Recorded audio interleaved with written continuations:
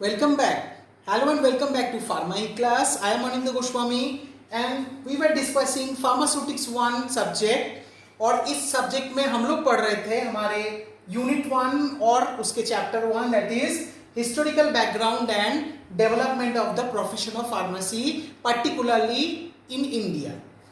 और आज हम पढ़ेंगे about the history of the pharmaceutical education in India. So basically previous classes में हमने डिस्कस किया about the history of the development of this profession.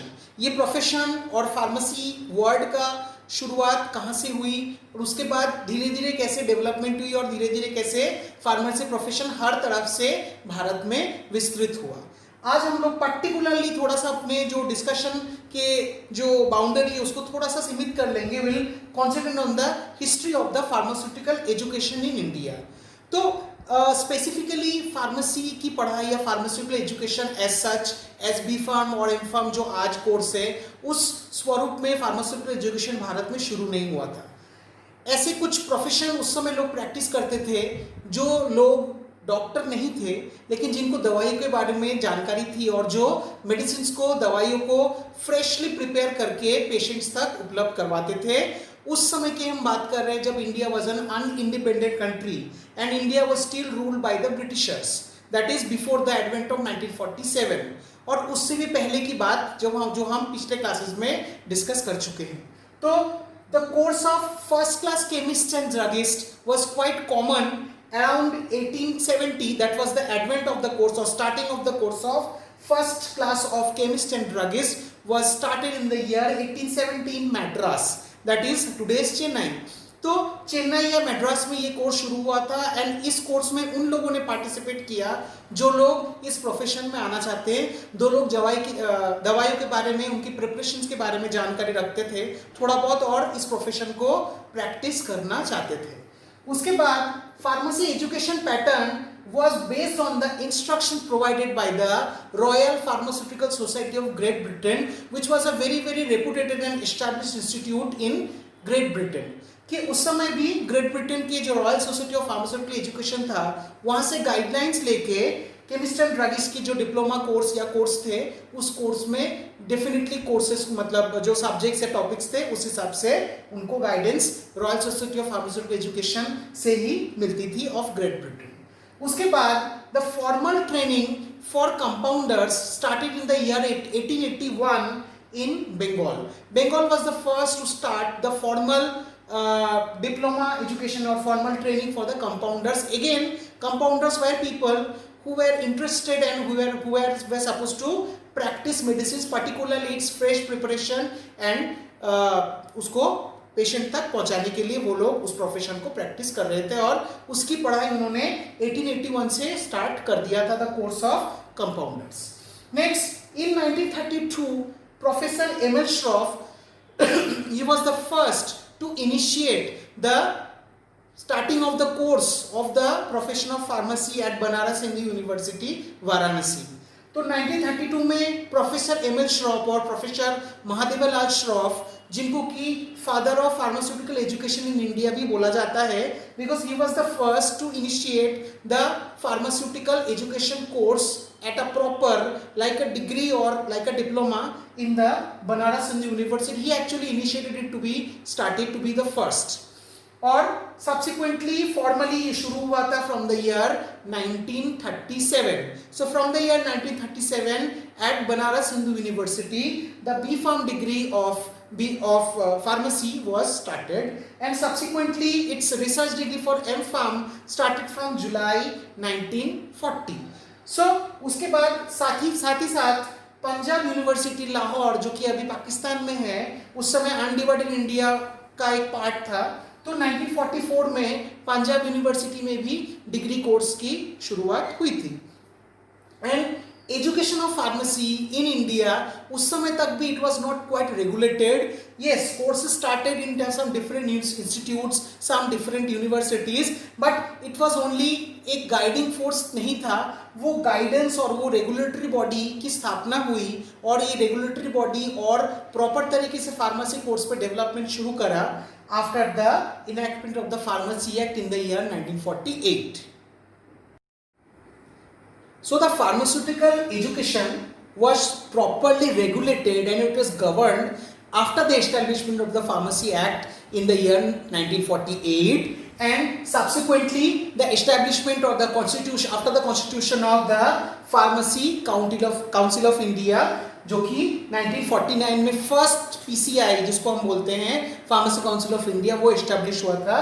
और PCI एस्टेब्लिशमेंट के पीछे का लॉजिक और रीजन ही यही था to establish to regulate or to define the minimum qualification required to be a pharmacist and to regulate the practice of pharmacy only amongst qualified persons. So pharmacy council of India establish होने के बाद 1949 में education regulation पे काम शुरू हुआ और पहला एजुकेशन रेगुलेशन 1953 में फ्रेम्ड हुआ था एंड सब्सिक्वेंटली कई बार भारत में वो एजुकेशन रेगुलेशन को अमेंड किया गया. अमेंड मतलब उसमें कुछ चीज़ें ऐड किया गया है, परिवर्तन किया गया है, और ताकि ग्लोबली जैसे फार्मेसी प्रोफेशन और फार्मेसी एजुकेशन जैसे चेंजेस हुए हैं वो सारे चेंजेस हमारे इंडियन स्टूडेंट्स भी जान पाए, अपने करिकुलम में इंक्लूडेड हो. तो टाइम टू टाइम वो कई बार अमेंड हुआ है. लेटेस्ट अमेंडमेंट हुआ था 2014 में और 2016 से ऑल ओवर इंडिया में जो बी फार्म बैच है 16-17 से, वो batch was suppose to be called as the pharmacy PCI batch. तो अमेंडमेंट कॉन्स्टेंटली किया जाता है इसमें ना एजुकेशन रेगुलेशन में, जो कि सबसे पहले पारित हुआ था इन the year 1953. Next basic motto of PCI creation was that to, as I have already discussed, to establish the minimum qualification of the persons who are supposed to get the name tag of the pharmacist or registered pharmacist. और इसी के तहत pharmacist की registration भी होती है.